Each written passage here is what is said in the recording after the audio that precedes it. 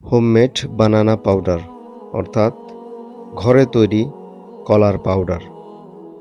এটি সম্পূর্ণ আনকমন একটি প্রোডাক্ট। পাহাড়ি বাজার দাবি করছে এই প্রোডাক্টটি অথেন্টিক অর্গানিক একটি প্রোডাক্ট, যা তারা পাহাড়ি বাংলা কলা থেকে তৈরি করছে। বাংলা কলাকে তারা প্রসেসিং করে, শুকিয়ে, গুঁড়ো করে এই ধরনের বোতলজাত করে তারা মার্কেটিং করছে।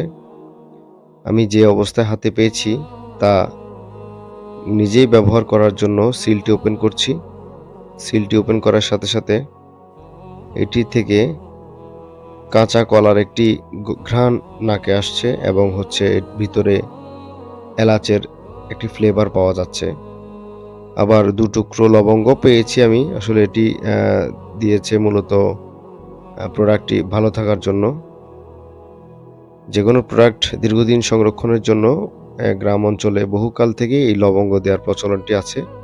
তো সেই হিসেবে তারাও এই লবঙ্গ ২টি লবঙ্গ ইউজ করেছে। এটি খাওয়ার নিয়ম বোতলের গায়ে লেখা আছে অবশ্য।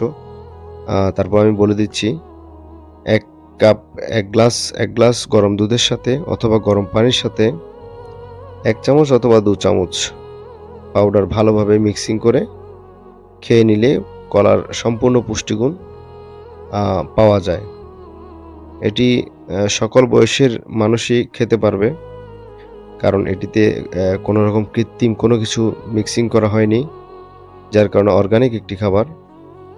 এটি বয়স্ক মানুষ হতে শুরু করে ছোট বাচ্চাদের আসলে বিশেষ করে বেশি প্রয়োজন, কারণ তারা একটু দুরন্তপনা হয়।